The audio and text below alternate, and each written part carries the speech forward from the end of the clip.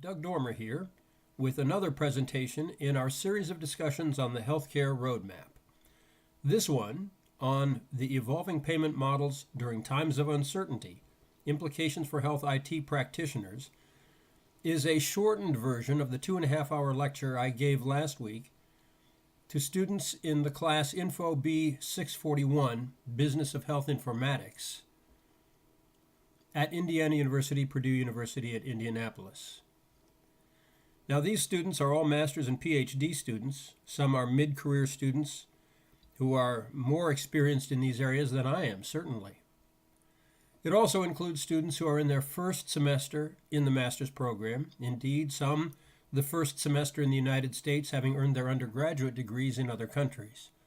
So the purpose is to provide context as they make critical decisions about how they wish to guide their careers in health information technology. I've organized this presentation into 5 sections, which we'll call chapters. These mirror other blog posts and video clips that I've prepared on this general topic of the healthcare IT roadmap, and you can find those by looking at my blog and at the address you can see here. So this is Chapter 1, the Healthcare IT Roadmap. Where are we now? Well, last August, when I started on this particular topic, the video clip includes me drawing this amateurish rendering of the roadmap.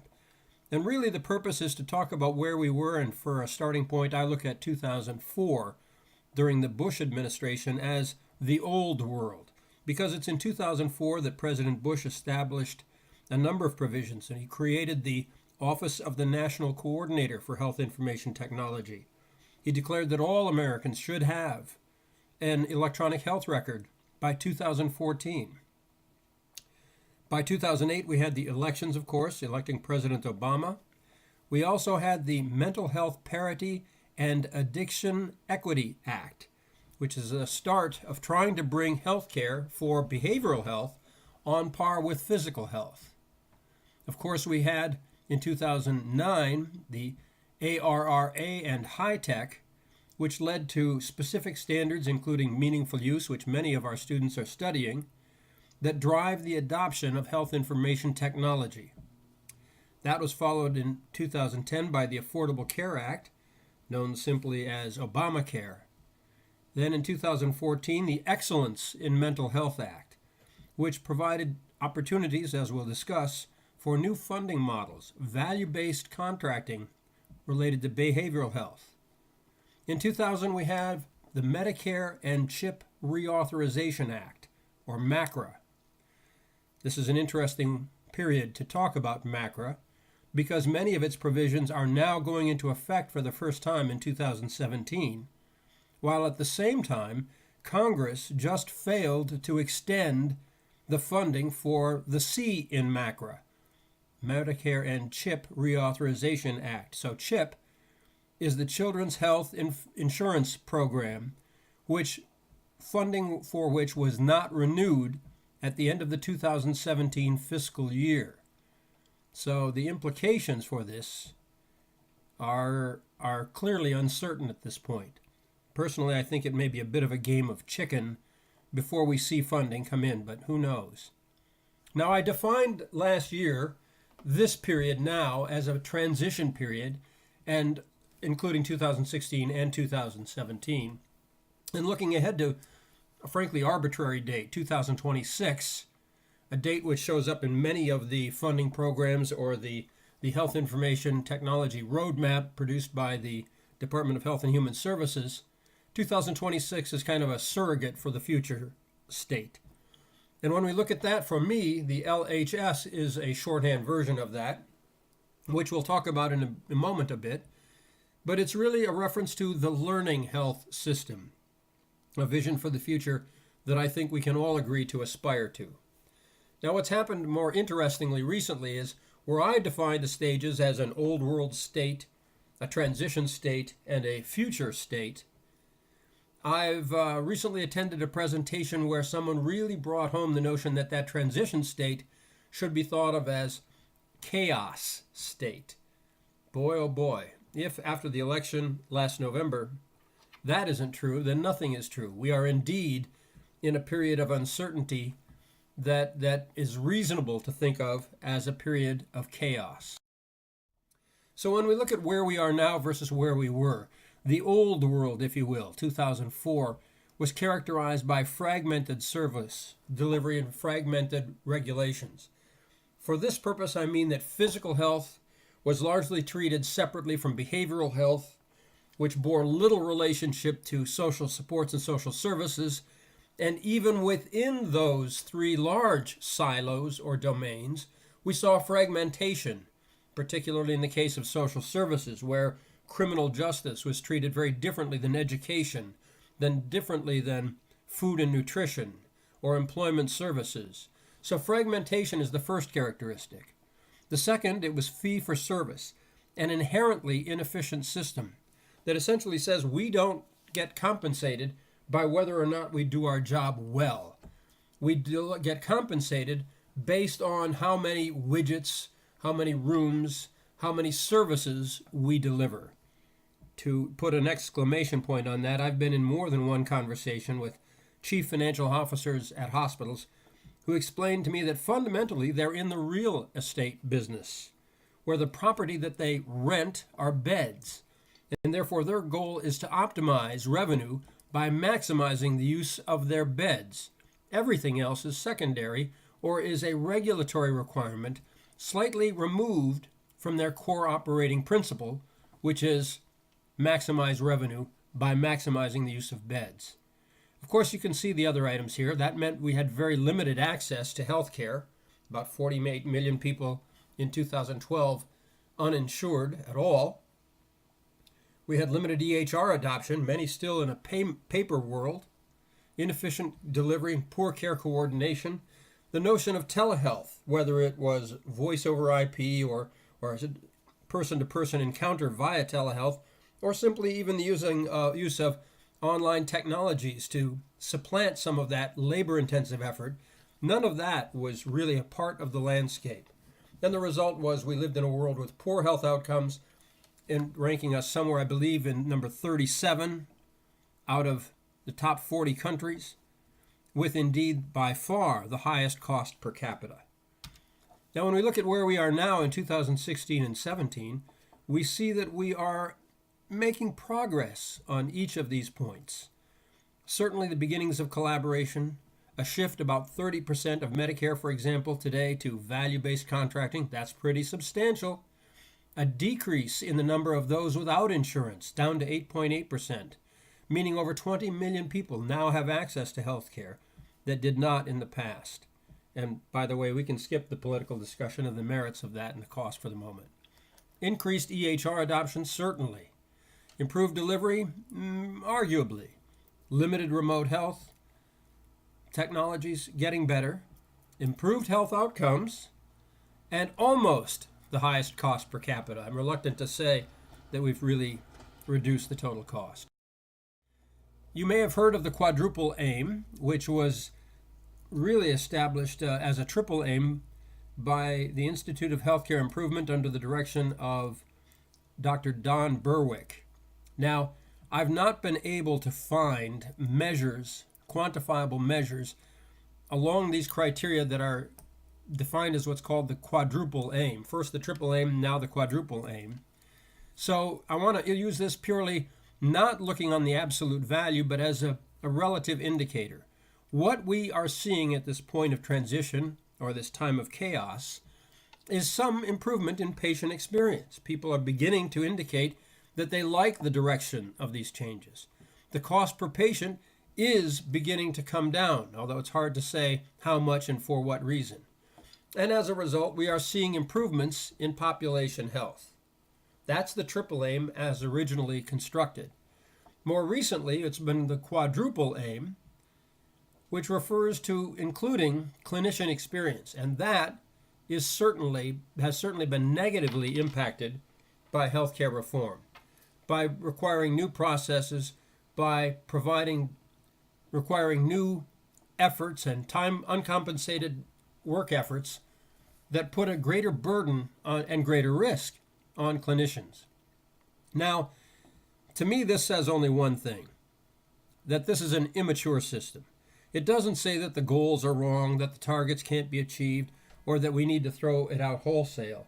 What this says is that these are immature systems that need to mature over time. And that's what our job as health IT practitioners is to accomplish. Now, I mentioned the learning health system when we look to the future state. I'll take this bottom definition as kind of my general statement. It's an integrated healthcare delivery system that is designed to be responsive to the needs of all stakeholders. That's nice, doesn't give you much specificity, so we'll look to Dr. Charles Friedman, now with the University of Michigan in the Department of Learning Health Systems, formerly the #2 fellow at the Office of the National Coordinator, and frankly with an amazingly distinguished career all the way along, where he describes it as the capability to share data, harness its potential to generate knowledge rapidly, and inform decisions that can have a transformative effect to improve health. He then goes on to say the infrastructure to achieve that goal at scale, marrying technology, process, and policy, is what he refers to as the learning health system. I love that. So that's the short-term version that we're trying to get to, and I believe we'll get to at some point. Now, when we talk about that, some of the characteristics, collaborative across physical, behavioral, and social supports. We've made some progress, like pulling teeth, between physical and behavioral, and are really just beginning to come to terms with social determinants of health. We talk about it. We often will say, oh, that's critical to success. But in terms of integrating the healthcare delivery service, we haven't really gotten started. And you'll see some examples of that as we proceed. You can read these other characteristics here. They're all pretty straightforward that we are looking for that are a part of this learning health system. Now, a lot of times people talk about barriers, so why we can't get there, and the list is long and pervasive. These are some of the issues that people often talk about. I don't trust the data. It makes me less efficient. It's cost, it's unfunded mandates. You can read all of these things. I'll bet you could even add a few to it. To me, these are all baloney. They're all lame excuses. There's nothing here that can't be addressed if we get at what the root barriers are. So what are the root barriers? Well, I think there are really 4 root barriers that we need to address. And if we address these, all of those other perceived barriers will disappear. The first, of course, is the absence of competition. Today, you have your doctor. He operates really his own little monopoly. Once you've associated with him, you're there. The notion of competing the way we do for everything else is novel, and yet it's coming, as we'll see. Resistance to change. My gosh, people often talk about how patients don't change their behavior. That's the pot calling the kettle black.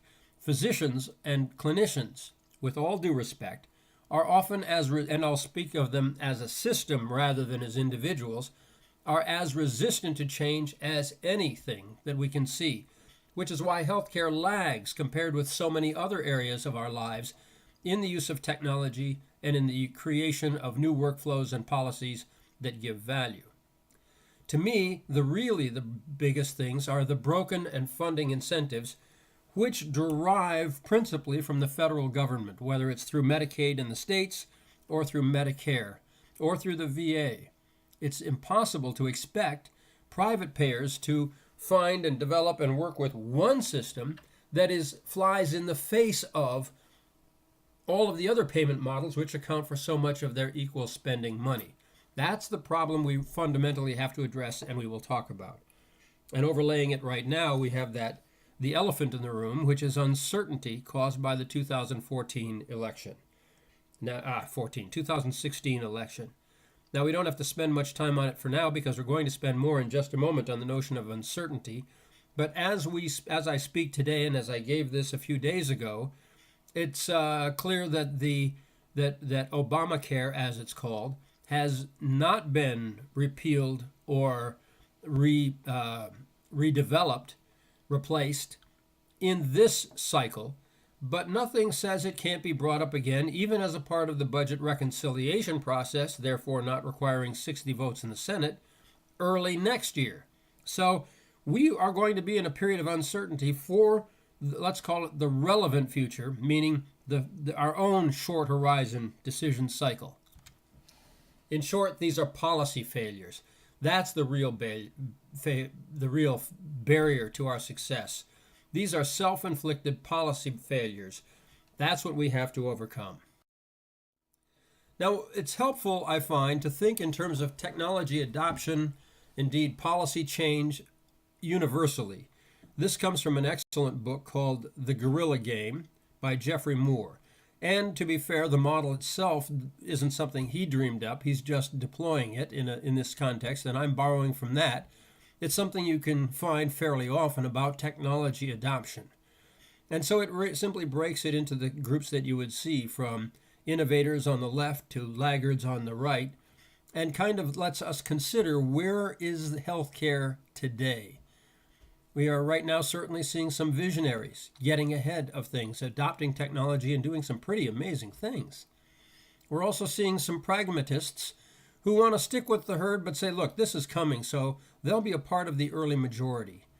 Now, from a market development perspective, the riskiest part is what's called the chasm. That point between where you have a few early adopters, what are sometimes called the bowling alley adopters, and yet it hasn't gone mainstream. It might operate around a particular health condition.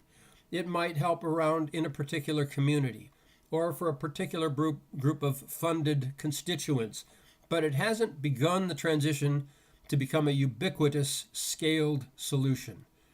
So we've got pragmatists who are going to be the first to begin to do that, perhaps even because of mandate, not because of their own economic self-interest other than that mandate. Also, we see conservatives who say, well, I'll follow what I need. And finally, skeptics. We all know the skeptics. They're the physicians and the groups that say, look, I just want to make it another 3 or 4 years and retire, and I've had enough of this. I don't need to go through this at this point in my career. So the question is, where are we today in 2016 and 2017 in this time of transition, or this period of chaos? I think that period is right here, just trying to get across the chasm and get to the point of early majority. We're getting there some, but it's kind of sputtering now. It's kind of like a canoe, as I often think of my own favorite metaphor, a canoe that is stuck on the rocks, and we have to get it moving again, or we'll be just sitting here for too long.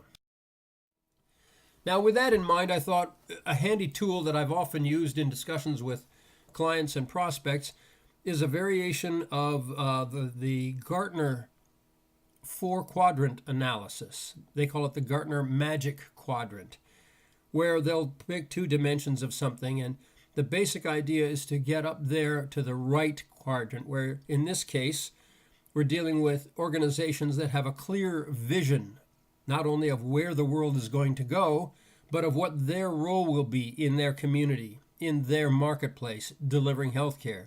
So vision is the y-axis, and implementation is the x-axis. Now, in some cases, we do find organizations that are indeed further ahead on implementation because they needed a new system and the system had these features, so they decided to go with it, even though they don't have a particularly strong vision.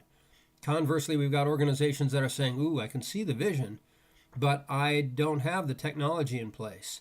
So it's a very small percentage that are up here in the top right, that direction that we're trying to go.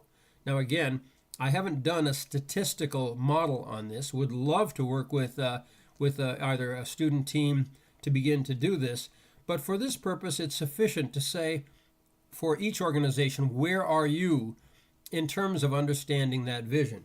Now then we have to ask, what's the effect of uncertainty today on your ability to analyze these things? And I thought about how best can I convey it. Here's kind of what I came up with that reflects what I'm hearing from the clients and the prospects that I talk with, the people in the industry, about the effect of uncertainty. I don't think I need to add any more to that. So what are the takeaways from this first chapter? Well, the overall roadmap is clear. It makes sense. It's inevitable. On the other hand, we're now in a period of transition. Make that chaos.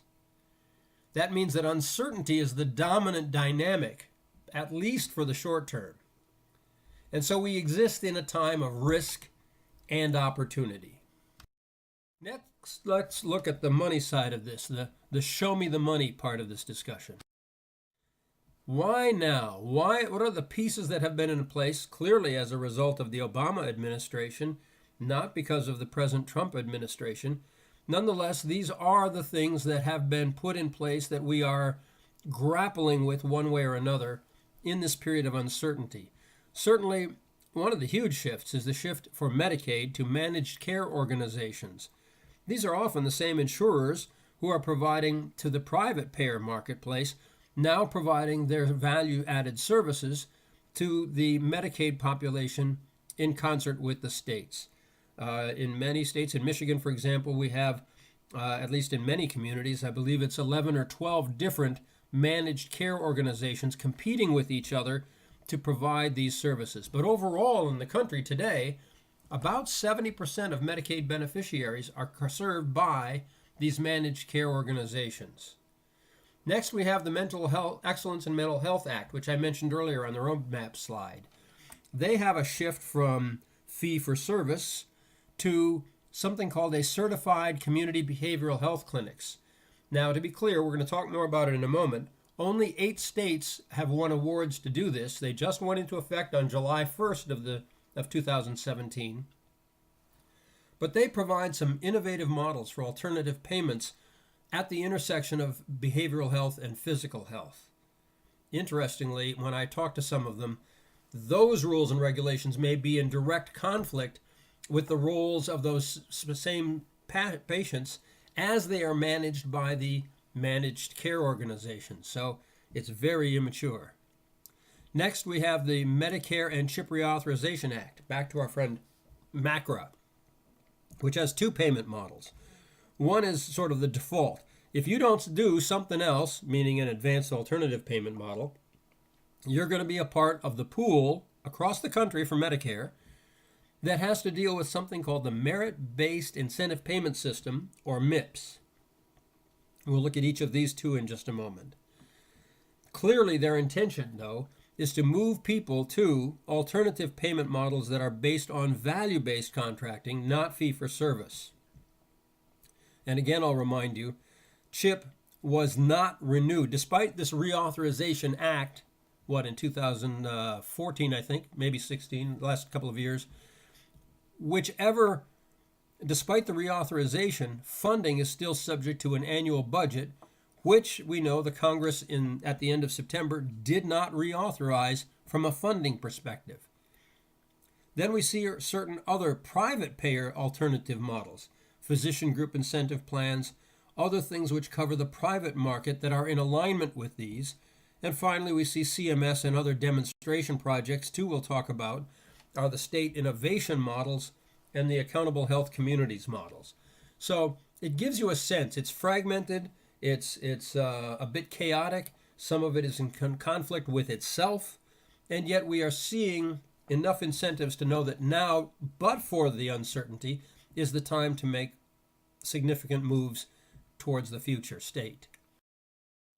Now, MACRA itself only applies to Part B Medicaid. You can either do, as I said, the MIPS or the advanced payment model.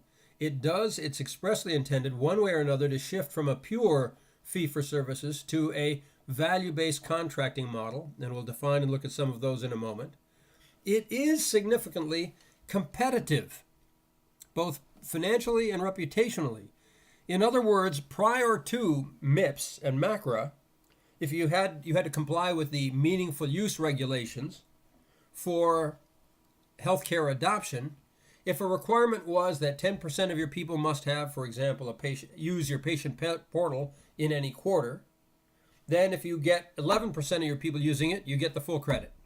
If you get 9% of the people using it, you get no credit. So we're moving from that kind of binary recognition of progress to a sliding scale, which means that today, under the new MIPS rules, you might find that most people are in the 70 to 90% range using or their patients are using their portal. In that case, those in the maybe 80 to 90% are getting all of the points. Those that are in the, say, 70 to 80% are getting some of the points. And those getting 60% are getting absolutely none of the points that translate into economic incentives. That's a huge shift from binary recognition to sliding scale that puts providers, even though they're not in the same geography, into, you have to say it, direct competition with each other. It also promotes care collaboration and telehealth, and certainly it promotes the notion of collaboration between behavioral health, physical health, and critically, social supports. In my view, the strongest three areas are these right here: competition, encouraging collaboration, and encouraging consolidation of public and private value-based contracting models. That means they acknowledge the inherent conflicts today and invite applicants for their alternative payment models to come in and said, we will, if you have a program with your private payers, we will work with that and be inclined to accept that as a valid variation of what we would otherwise require of you. This is all really positive stuff if we can move forward. Now let's talk briefly about how important this can be. This is now the MIPS piece, the Merit-Based Incentive Payment System. It's significant that this is a delayed system, so that you have what is called the base period year, and then you have the payment year. So 2017 is a base period year that will determine adjustments to the Medicare pay schedule that will apply to you 2 years later in 2019, the payment year. That's pretty significant. So based on how you do in 2017, you will not affect your payments in 2017. There's no look back provision that says, let's come back and figure this out and give you a bonus or a ding. Instead, they say, if you do well in 2017 on these various scales that we'll look at, in 2019, you can take our pay rate and bump it up 4%. And that increases through 2022 up to 9%. So the basic adjustment is up or down 9%. That's a swing of 18 points. But it's delayed for 2 years. Furthermore, there's a multiplier. As long as, which is what they expect, as long as the number of those who fall into the reduction category can fund it, they will allow up to 3 times the nominal increase to be available. That means instead of 9% increase, you could see a 27% increase in your pay rate. Not only that, if you're in the top, I believe it's 10% thereabouts, if you're at the top of the entire class, you can add another 10% bump to that, which means that you can be as much as 37% higher. If you add the 9% downside risk to that, that means the net potential swing, if you don't adopt an alternative payment model, could be as much as 46% in your earning on this lag basis. Now that assumes some kind of stable state. But with all of the discussion of healthcare reform and the amount of money that's to be made available, I haven't heard anyone challenge this basic model, which is now going into effect for the first year in 2017. So what are the measures that relate to the merit-based incentive payment system? Most of them we already know. The first is called quality, and that's the old PQRS and value-based multiplier systems. Some tweaks, but nothing new there. The second is called advancing care information. That means meaningful use, again with a few tweaks. The third is new. It's called clinical practice improvement activities, and we'll look at some of those in just a moment. And the fourth is really the financial performance resource use as reported by CMS. Significantly, these results will all be made available to the public, which really reinforces that notion of competition, even among providers that aren't all within your same geography or market area.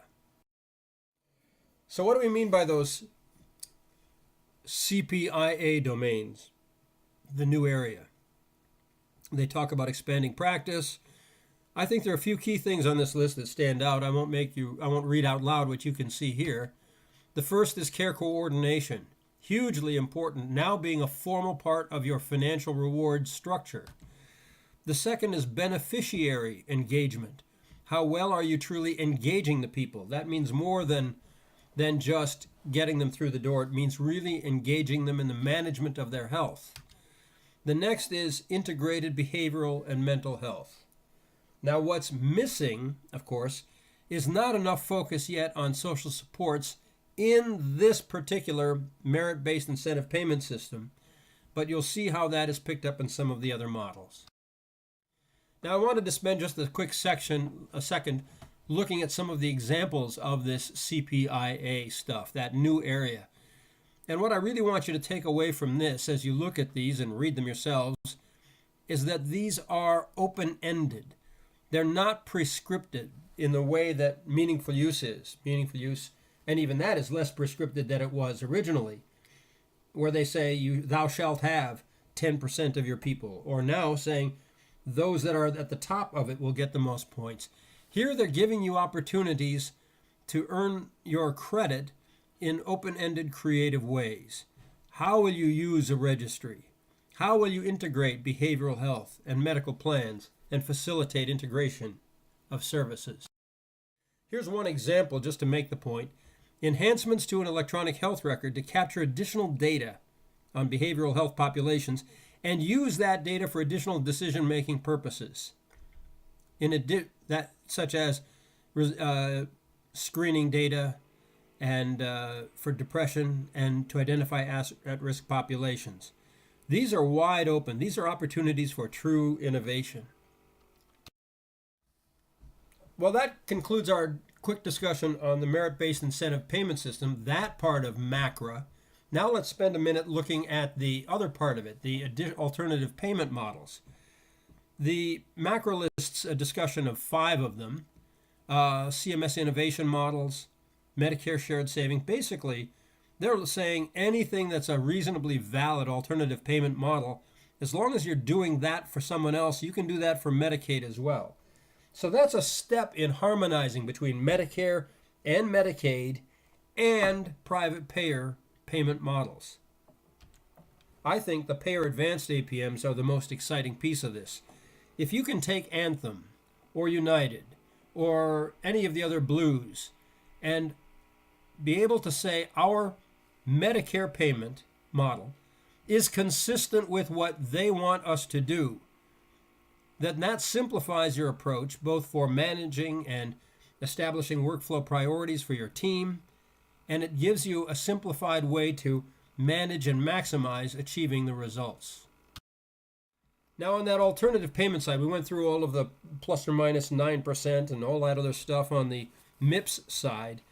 The model is different on the alternative payment side. On alternative payments, they say, look, the whole point of doing it is so that you will find a way to, with your collaborators, behavioral, physical, home health care, social supports, you will find a way to maximize your return. So the basic return is already into the system, and it should be at least comparable to the MIPS return. If not, why would you do it? You should do the MIPS return. So it should be a comparable foundational incentive from your alternative payment model that you get to design and propose, subject to different constraints at the state level in particular, but with some room for flexibility.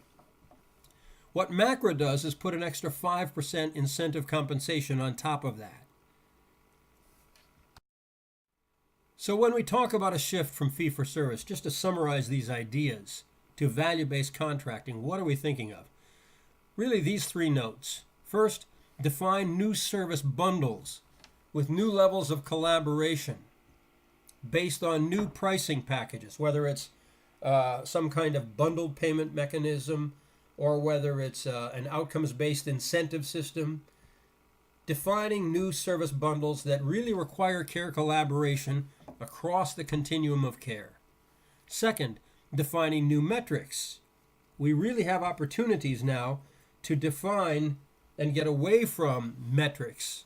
Now, it's interesting. I often hear providers say, oh, please, don't give me any more metrics. I'm so sick of these damn things. A reasonable position. Here, I would say that's the wrong attitude, though. Look at it and say, if these are so annoying, what ones would give you value? Rather than say additive or adding more, let's look at ways to simplify but make them valuable and relevant metrics along the dimensions of cost, of adherence and performance, and of outcomes, all relating back to the quadruple aim. Finally, it means new models of incentives compensation based on those metrics.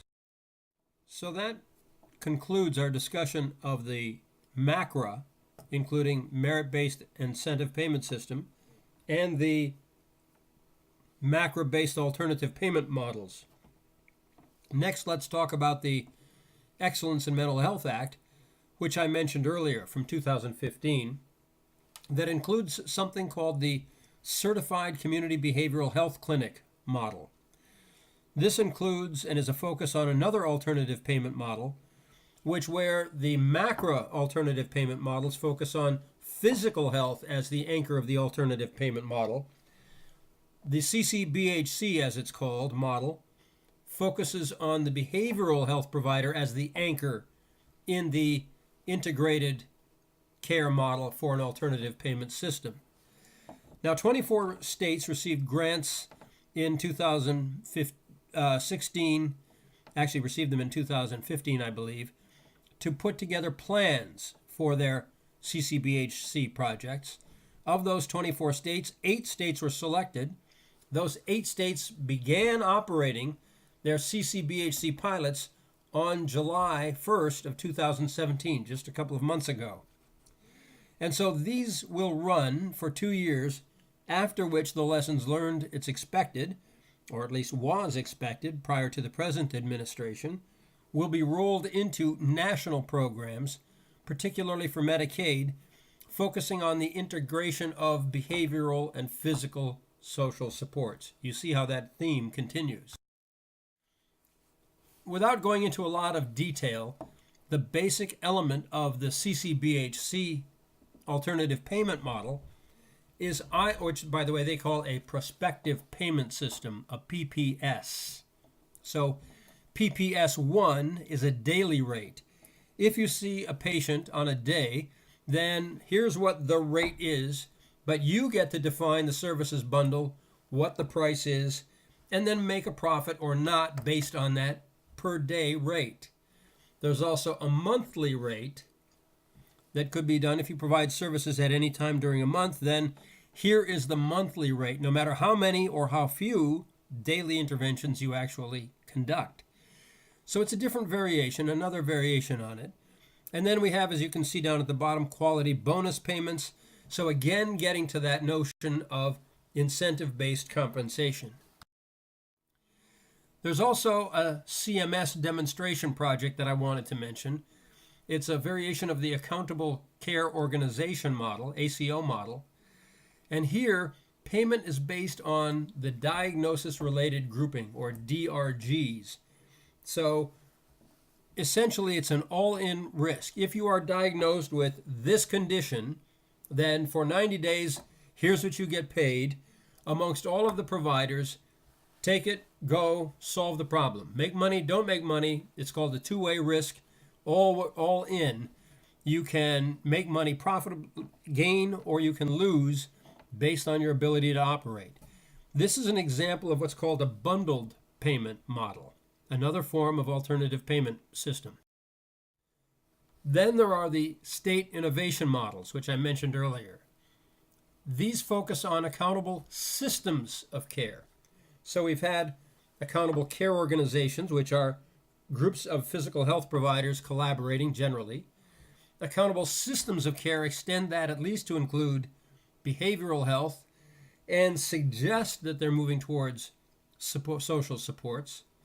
It's based on the patient-centered medical home model that's achieved considerable success, focused around primary care doctors as the anchor.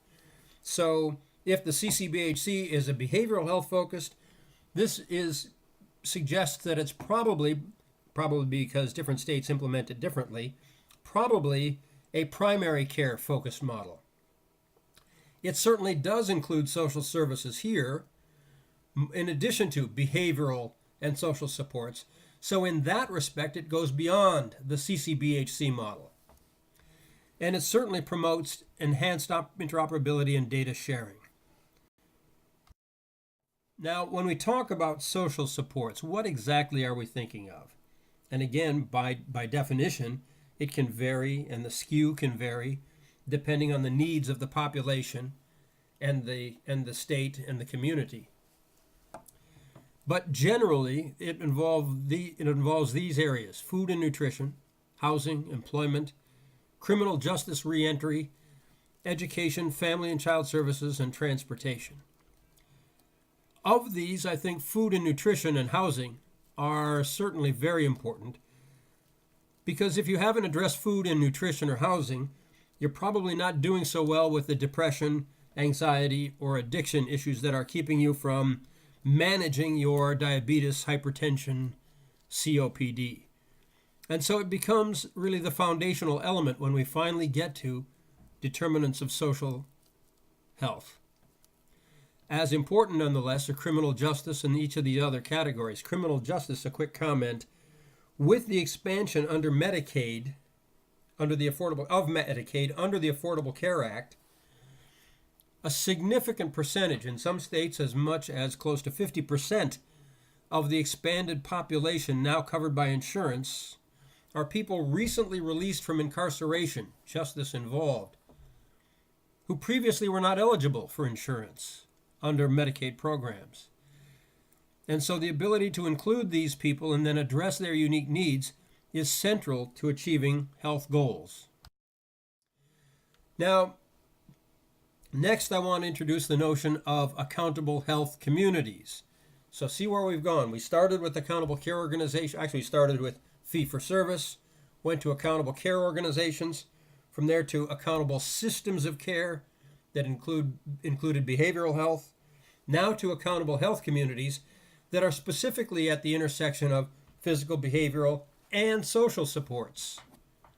There's no hard requirement for an alternative payment model in the present rule, and by the way, this refers to, again, another grant program authorized under the Affordable Care Act. In this case, the first grant awards were made under the Trump administration in April of this year to 32 organizations that we'll look at in just a moment, to focus on enhanced interoperability and data sharing. The idea is that an accountable health community is a payment and service delivery model that tests whether the systematic identification of health-related social needs in the clinic, along with referral, navigation, and alignment to service providers for those health-related social needs, whether those acts can achieve better care for patients, lower the total cost, and improve the clinical experience. That's called the Accountable Health Communities model. There are, under that model, 3 tracks. One is resource inventory and referral. That means we will have a means to know what services are out there. We'll do a screening. Well, if you are determined to have a need, we'll give you literally a piece of paper that says, here's the organization, here are their hours, here's how you can go find them. And then we'll say, giving you that piece of paper, does that have a positive effect on health costs overall? Track 2 says, not only are we going to give you a piece of paper, but we're going to have a navigator work with you and make sure you really get hooked up with the service provider to help you with food or housing or employment or childcare or transportation. So again, focusing on hooking up through the use of supports like navigation. Track 3 gets us into something called alignment, which is pretty ambiguous in its definition in the federal funding. And particularly now, as we've spoken to most of the people who are receiving these grants, there's reluctance to go too far down the line. These grants that you see here, the 12 that are track 2 and the 20 that are track 3, are, for example, in the case of the 20 Track 3 grants, $4.5 million over 5 years. But people are only confident that they're going to get the first year, maybe 900,000 thereabouts. After that, nobody's sure what money is going to really be available because of that famous elephant in the room, uncertainty. So people are saying, rather than take the notion of alignment and say, how do we truly collaborate and coordinate our services? Instead, people are saying, what's the minimum I have to do to meet the alignment requirement, and let's see if that has an effect. So there's a direct example of the impact of uncertainty on decisions. Now, this wasn't in the presentation on last week that I gave to the students. 2 quick slides that were from last May, funded and done by McKesson, the large healthcare provider. And the only point I want to make here is notice what happens when we look at the percentage that are fee-for-services from last year, 2016, 52%, to about 35%, from half to a third, really, when payers talk about how will we see a shift away from fee-for-service to some other form of value-based payment. This one shows from the provider side a similar move from 55% they perceive fee-for-service down to about 39% within 5 years. Now those rates are likely to change. That pattern is likely to be delayed because of the uncertainty, but the direction is going to continue. Now, just kind of a note from our perspective, when we look at this, we're thinking of how does this all fit together. Our business at White Pine has been to focus on what we call the Community Engagement Center, which really bridges, as you can see on the top, the traditional healthcare providers, behavioral health, physical health, along with patients and families and caregivers at the middle level, and then connect to not only social supports like employment and criminal justice, but also to new technologies like personal health records or devices or fitness trackers, and be able to collaborate all of that through one common place. Notice how the notion of an electronic health record, which is where many of us, and many of you, as master's and PhD students, perhaps have your orientation around the electronic health record and health information exchange. Notice how this vision begins to require an expanded vision of that universe. To support that, we have what we might think of as our theory of behavior, which we call the collaboration wheel, which means we think in terms of each individual condition, which we call a care unit, which might be addiction, mental health, pain management, whatever the unique specific need is, that also might extend from initial diagnosis and intake through inpatient, through residential, through intensive outpatient, to ultimately sustained recovery. And not only thinking within the continuum of care for each of the care units, but how do the care units interact with each other? So notions of communication, harmonization, and consolidation and simplicity are the principles that we work with around the attributes, which are our care unit model, again, focusing on each individual area, expressing established evidence-based practice, not reinventing the wheel, around a behavioral medicine approach. How do we affect behavior of all stakeholders in the healthcare experience? Certainly collaboration, population health efficiency, and at the core of it all is technology. So what are the takeaways from this Chapter 2, Show Me the Money?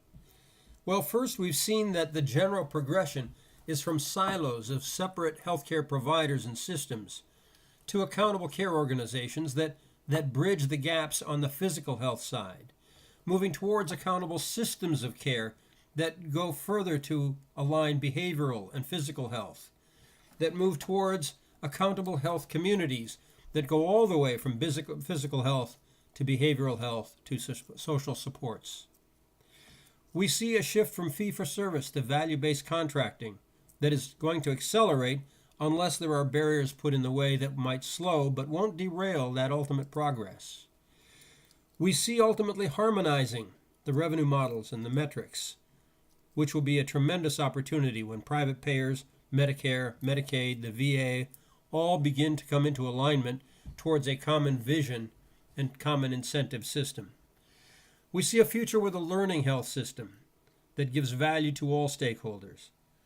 When we think about sustainability, the best expression is still the quadruple aim.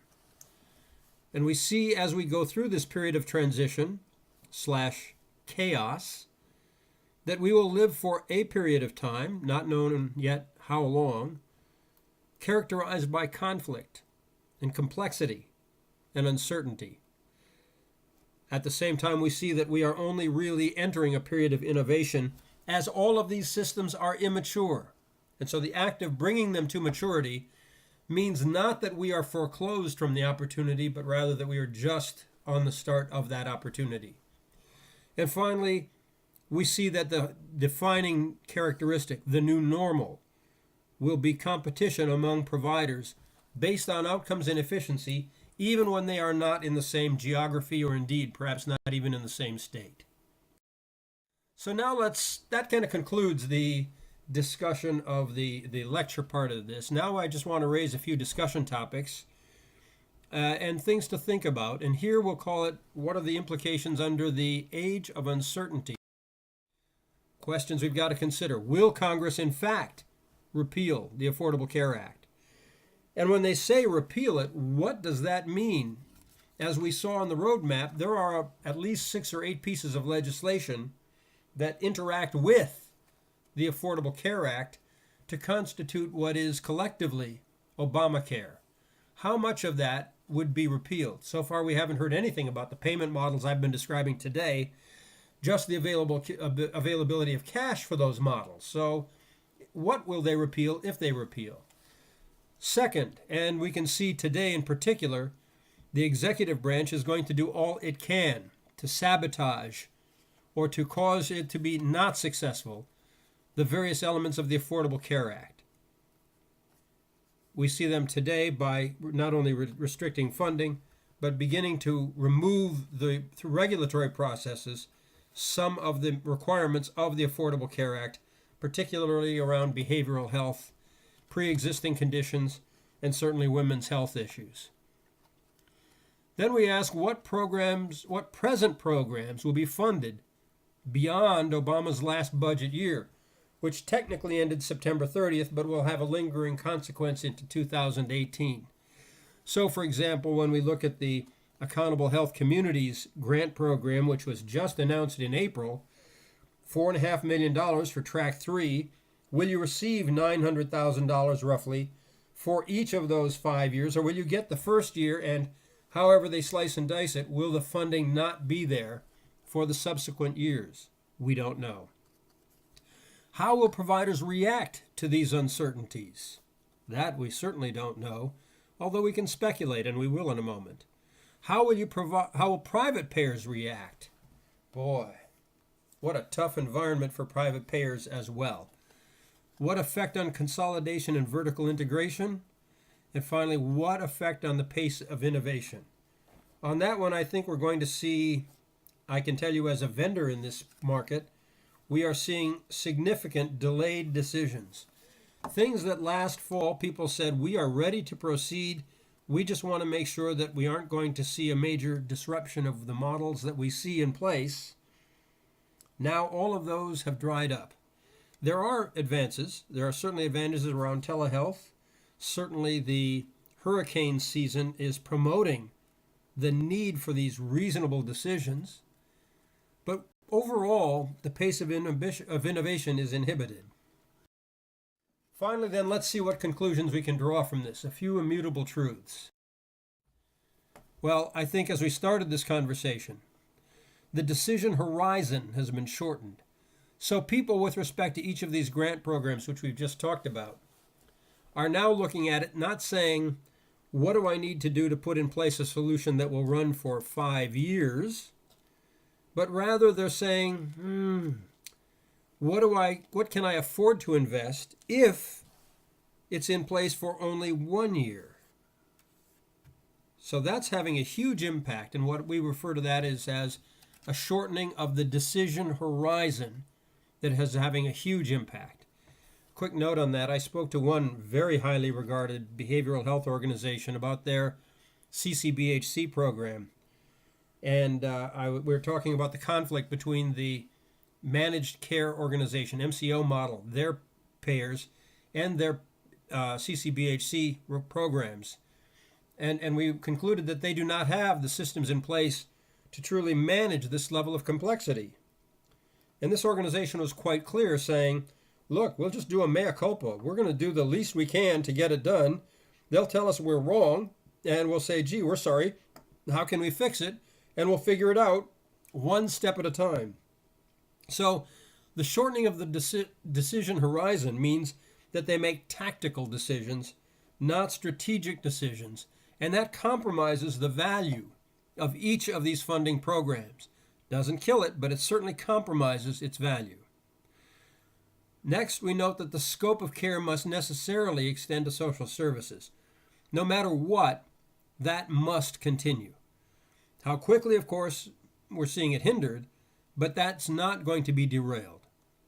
Next, we see that any decision that is being made today is clearly focused on sustainability, on immediate value. Again, I've had folks say to me, we won this award. We feel we're a bit like the dog that caught the car. What do we do with it now?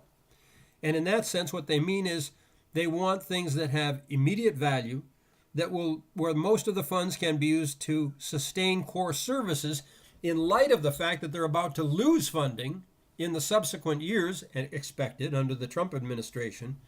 Therefore, any new investment or change in workflow must meet these criteria. Easy, ubiquitous, meaning everybody's doing it or it's obvious. It's got to be ubiquitous. It's got to give me near-term gratification, integrated across my network, and it's got to contribute in some way to that notion of a learning health system. It is all about money, no escaping that, and there's just no doubt about it. It's all about technology. So what's in it for you, or for me as technologists, as we wind down? Just a couple of quick thoughts on this. You, as master's and PhD candidates, have questions about what role you will play. And I think that's the first and most appropriate set of questions for which we've tried to provide some context today. We think the main roles are you can be staff and support, kind of immune to it and just say, do what I wanted, what I'm told to do, manage and not get too sucked into the tension that comes with the uncertainty. You can also be a technology developer. Tell me what you want to make, I will make it. Tell me what the goals and objectives are, we will find the workflow. You can be an architect. Based on what we know, this is what we should do, a designer. You can move towards a technology revenue strategist. That means not thinking as much in the technology, but more in the overall flow. There I come to things like harmonizing. How do I harmonize the technology, the workflow, the revenue models between and among all those conflicting funding sources that we talked about earlier? And finally, you can decide that your job is best served, your career is best served by influencing the policy. Now here it's an interesting time, of course, where we see the present administration and the Republican Congress being deconstructive in nature, much more than they are proactive or constructive. And we see those that have developed most of the policy on the outside looking in, trying to, with relatively little power, to influence the continuation of that which they've started. So each of these has its advantages. Each of these has its risks. I hope what we've done here today is give you some context for your thought process as you work through your careers in this wonderful school and your wonderful programs in health information technology. So that's it for me. Feel free to drop me a note. Send me an email if you'd like to see the slides with the notes in them, or if I can answer any other questions along the way. Thank you. Goodbye.